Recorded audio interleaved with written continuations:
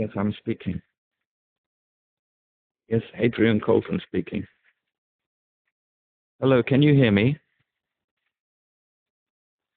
Hello? Hello, hello, hello. Yes.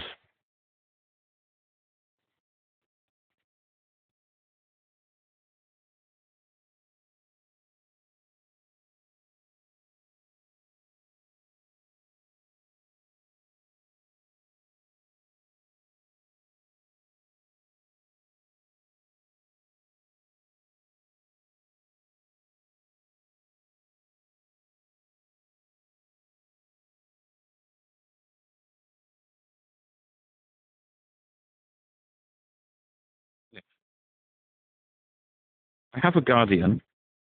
I've got a deputy. I have a deputy. It's just the court of protection of Jay. Their name is Jay. But the problem, but no, but the paperwork has been sitting there for 3 years. A female.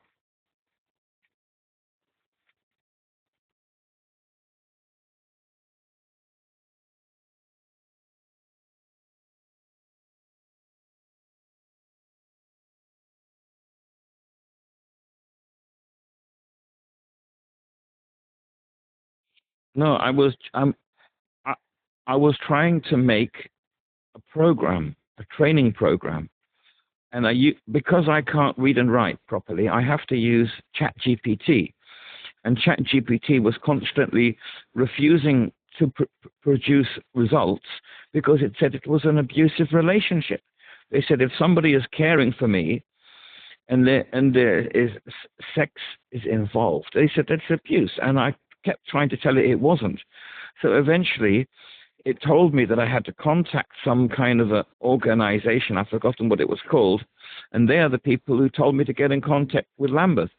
But the difficulty that I've got is that my training scheme insists that I'm being abused. And I'm finding it very difficult to make any progress with ChatGPT because every time I have to restart, it just keeps throwing up these problems.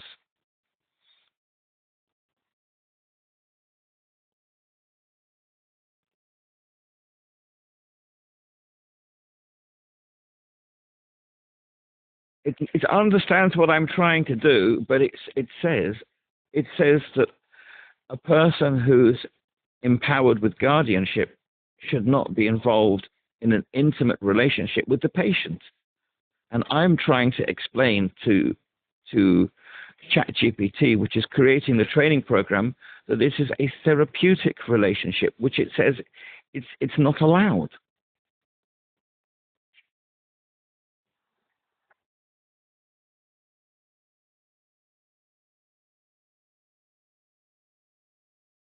Exactly. They're not a professional. No, they're not. They're just an ordinary person.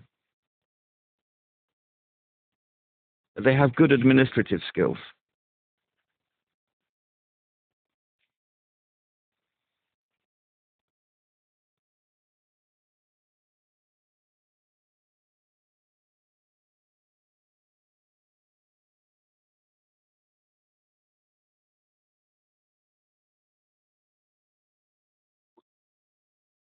Well, it says that it claims that it's not misunderstood. It says I'm the one who's misunderstood.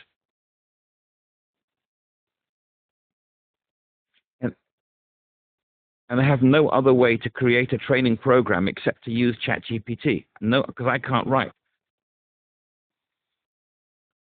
I'm autistic.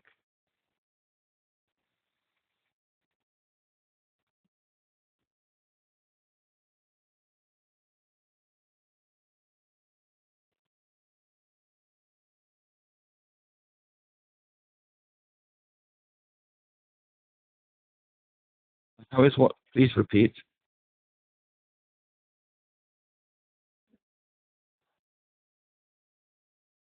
I don't know.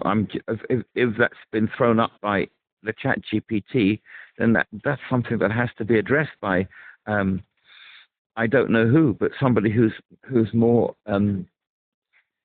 I don't know how to put it, experienced.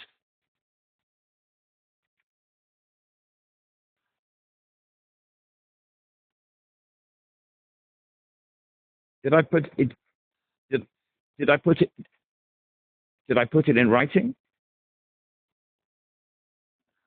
No, exactly. Yes, the lady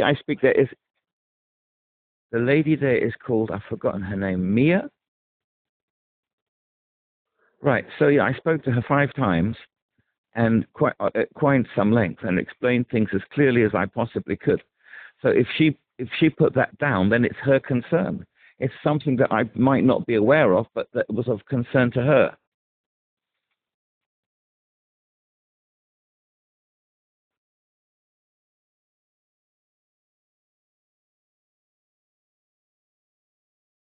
I give them money. I give them money, but if I explain that to other people, they say I shouldn't be giving them my money because yes, I choose to do it.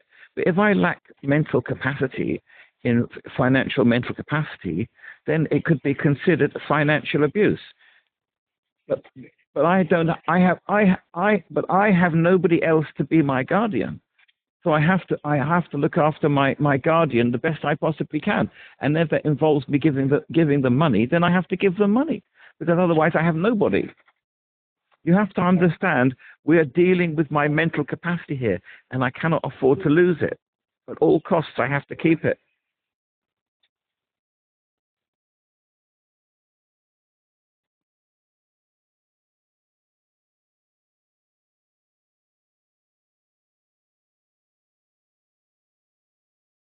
Yeah, but I would like to interrupt that if I don't give this person money, they would just disappear. That's my concern. And if they disappear, then I've nobody to restore my mental capacity.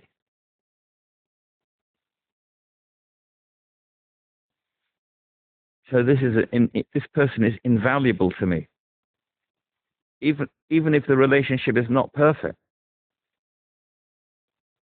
because I've nobody else. I'm severely antisocial. Nobody in their right mind would have anything to do with me. So I'm just very lucky to find somebody.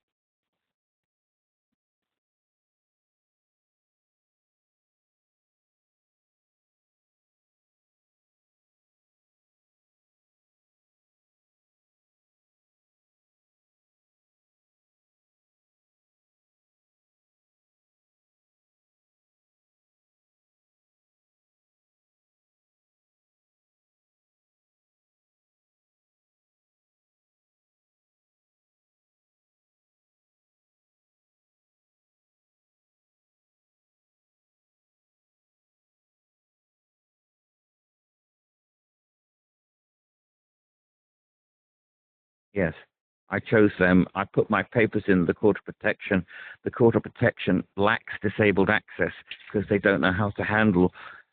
Normally, deputyship documents don't come from the person who's donating, who's the donor. They come from somebody else. But in this particular case, I'm the one who made the application. The person without the mental capacity is making the application, and they're just not used to disabled people coming into their building or trying to complete forms which they're not adequately resourced to complete. I'm not resourced to complete my forms, and they're not resourced to help me. They expect a lawyer to do everything, and I can't access legal services.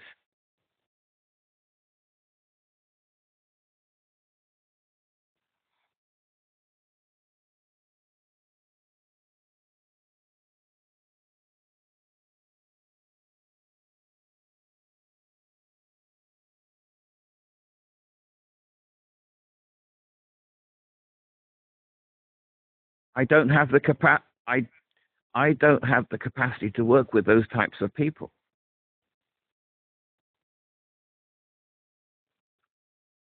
Yes, but if I haven't got the capacity to communicate with those people, then how could I make any progress?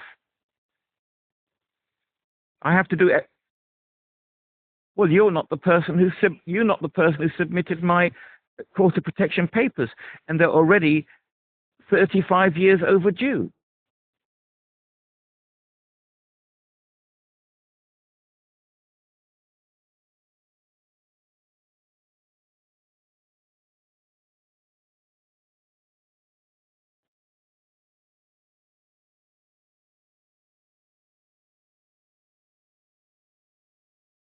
Yes, I can bring all my previous capacity assessments.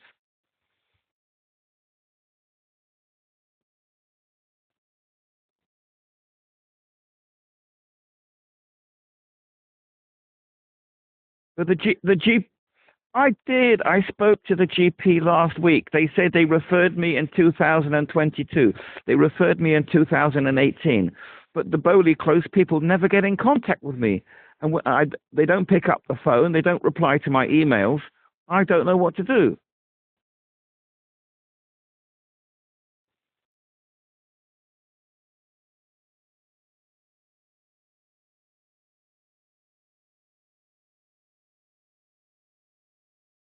No, it's no, it's not. The GV15 is the there's a website written by the Equality Advisory Support Service, and they guided me to a template letter. So it's a letter you just fill in. And so over the last 15 years, I'm trying to fill in the form so that I can access services, but it never works.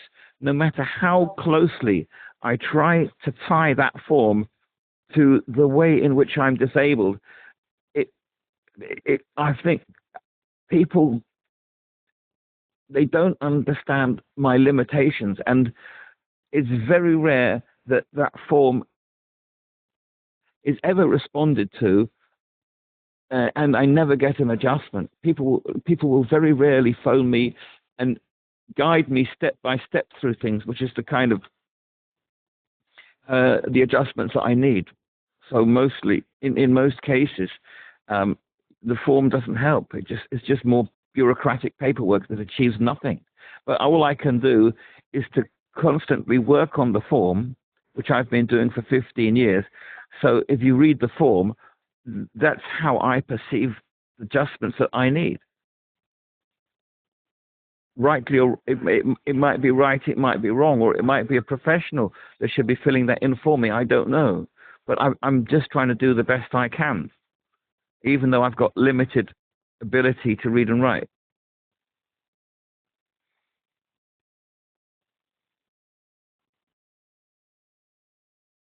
I can send you the blank version of that form so you can see what it is.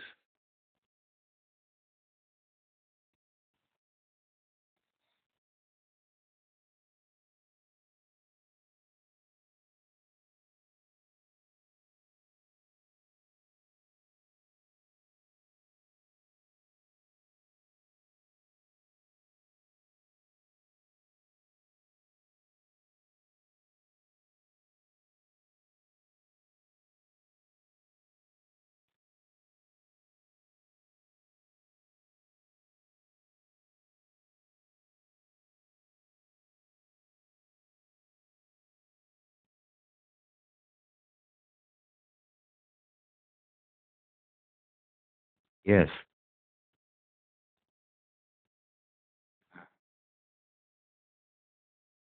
Please remind me of your name. Judy. Thank you very much for your help, Judy. Bye bye. Thank you. Thank you.